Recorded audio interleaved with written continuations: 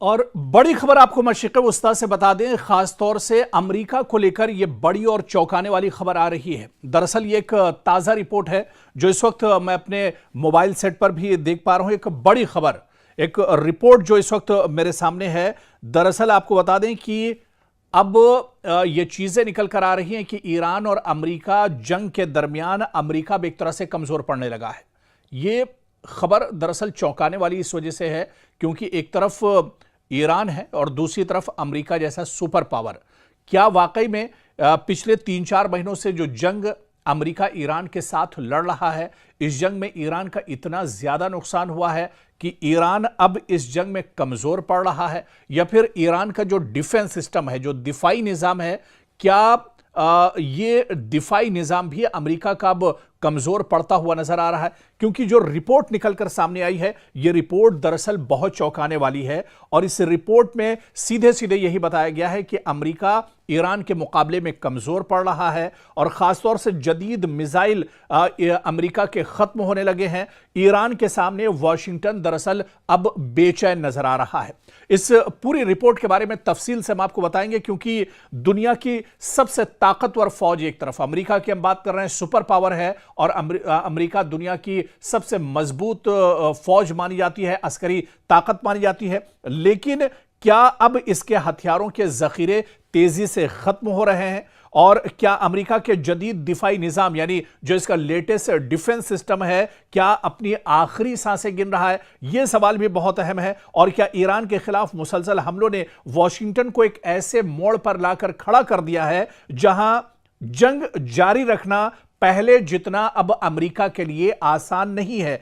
क्योंकि दरअसल अमेरिका ने एक बार फिर ईरान पर फजाई हमले किए हैं और कशम जजीरे पर एक रिहायशी इमारत को निशाना बनाया है जिसमें कि ईरानी दरअसल जो मियां बीवी हैं वो इसमें मारे गए, हलाक हुए। जो लेटेस्ट दरअसल जो हमला अमेरिका ने किया है और यह हमला काफी बड़े पैमाने पर यह हमले ईरान के अंदर अमेरिका ने किए हैं और इस हमले में काफी माली और जानी नुकसान ईरान को उठाना पड़ा है।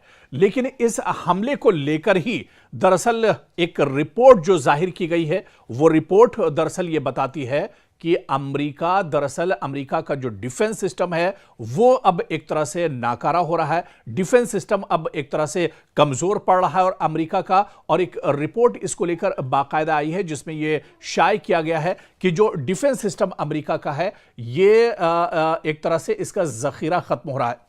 इससे पहले भी इस तरह की रिपोर्टें आती रही और यह कहा गया कि जो अमेरिका का डिफेंस सिस्टम है, खासतौर से उसमें पैट्रियट मिसाइल की बात की गई थी।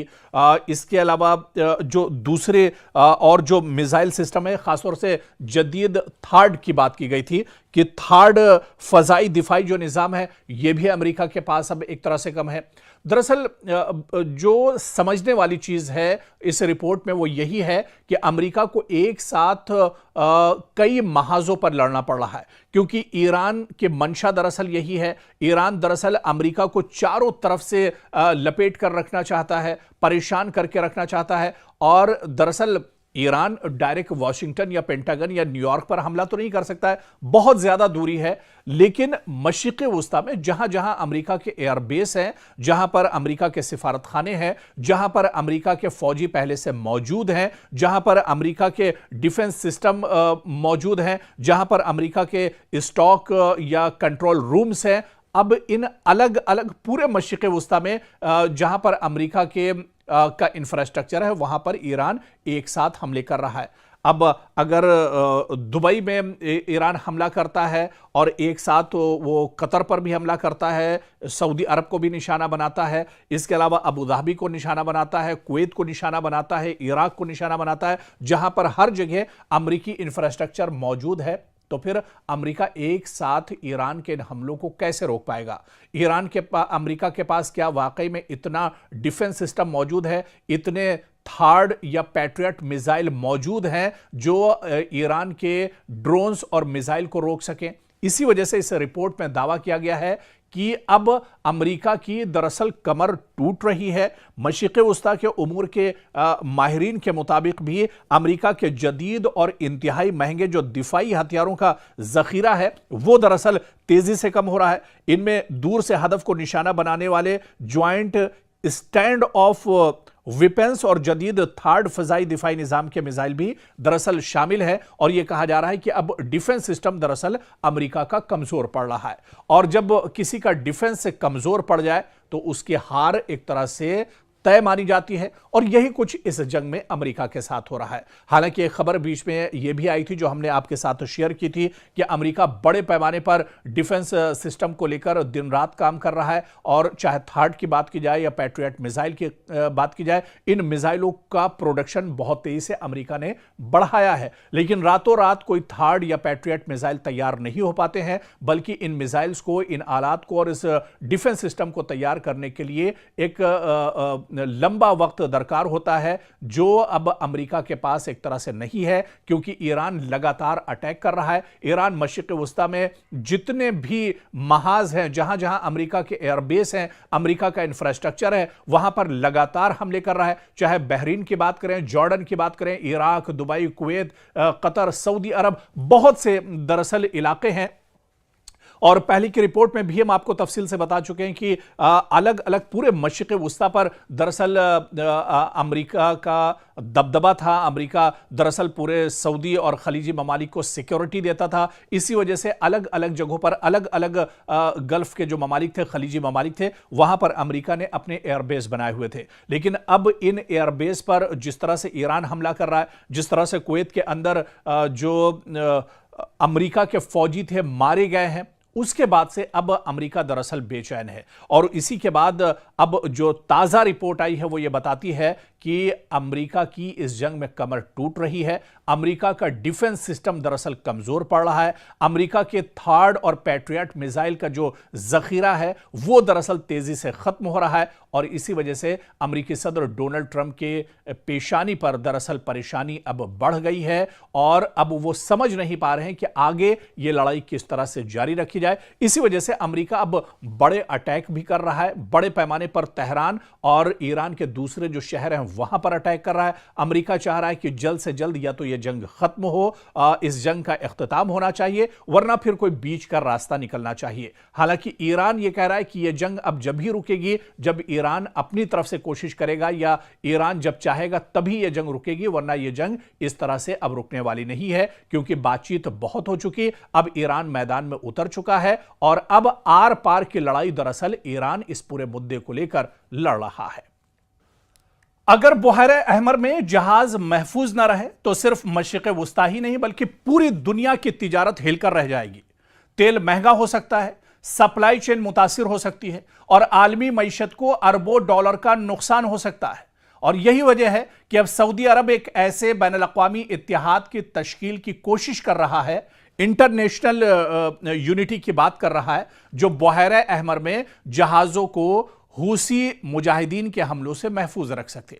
आखिर ये इत्तेहाद इतना जरूरी क्यों हो गया है, और क्या इससे खित्ते में एक नई कशीदगी जन्म ले सकती है? दरअसल इसको एक बड़े कैनवस में समझना होगा, इसको बहुत डिटेल में समझना होगा, क्योंकि बुहैरे अहमर यानी रेड सी दुनिया की अहम तरीन समंदरी गुजरगाहों में शुमार होता है।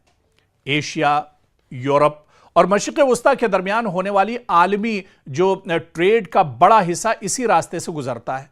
रोजाना लाखों बैरल तेल और बेशुमार तिजारती सामान इसी समंदरी रास्ते से दुनिया भर तक पहुंचता है। लेकिन गुज़िश्ता कई बरसों से यमन के हूसी लड़ाकों की जानिब से बुहैरे अहमर में तिजारती जहाज़ों पर मिसाइल, ड्रोन और दीगर हमलों ने इस रास्ते को गैर महफूज बना दिया है। हूसियों का कहना है कि वो गजा जंग के तनाजुर में इजराइल या इससे वाबस्ता जहाज़ों को निशाना बनाता है। ताहम इन हमलों की जद में कई दूसरे ममालिक के तिजारती जहाज भी आ चुके हैं। अब खबर यह है कि सऊदी अरब बुहैरे अहमर में जहाजरानी के तहफ़्फ़ुज़ के लिए एक बैनुल-अक़वामी इत्तेहाद बनाने की कोशिश कर रहा है। रॉयटर्स के मुताबिक सऊदी हुकाम मुख्तलिफ ममालिक से बातचीत कर रहे हैं ताकि एक ऐसा मुश्तरका निजाम बनाया जा सके जो इस अहम समंदरी रास्ते को महफूज रख सके, क्योंकि अब धड़कनें सऊदी अरब की भी बढ़ने लगी हैं। सऊदी अरब पर भी अब तेल की किल्लत एक तरह से हो सकती है अगर रेड सी को हूसी लड़ा के अगर पूरी तरह सील कर देते हैं। इस इत्तेहाद का मकसद सिर्फ फौजी कार्रवाई नहीं बल्कि मालूमात का तबादला भी होगा, मुश्तरका निगरानी, बहरी गश्त और जरूरत पड़ने पर हमलों का फौरी जवाब देना भी हो सकता है। सऊदी अरब के लिए यह मामला इसलिए भी अहम है क्योंकि बहरे अहमर यानी रेड सी के साहिल पर उसके बड़े तिजारती मंसूबे, बंदरगाहें और न्योम जैसे मेगा प्रोजेक्ट्स मौजूद हैं। अगर यह रास्ता गैर महफूज रहता है तो न सिर्फ सऊदी मैशत बल्कि आलमी तिजारत भी इससे एक तरह से मुतासिर हो सकती है। दूसरी जानिब ईरान की हिमायत याफ्ता हुसी तहरीक इस इत्तेहाद को अपने खिलाफ एक नई महाज आराई के तौर पर देख सकती है, जिससे खित्ते में कशीदगी मजीद बढ़ने का खदशा भी मौजूद है। सवाल यह भी है कि क्या इस मुजव्वजा इत्तेहाद में अमरीका, यूरोपीय ममालिक और खलीजी रियासतें जो हैं शामिल होंगी, या सऊदी अरब एक अलग इलाकाई सिक्योरिटी फ्रेमवर्क कायम करेगा। फिलहाल इस पर हतमी फैसला सामने नहीं आया, लेकिन सिफारती राब्ते तेजी से अब इस पर जारी हैं। और आप देखिए कि बहरे अहमर अब सिर्फ एक समंदरी रास्ता नहीं बल्कि एक आलमी मईशत, तवानाई की तरसील और मशरिक़ वस्ता की सियासत का मरकज बन चुका है।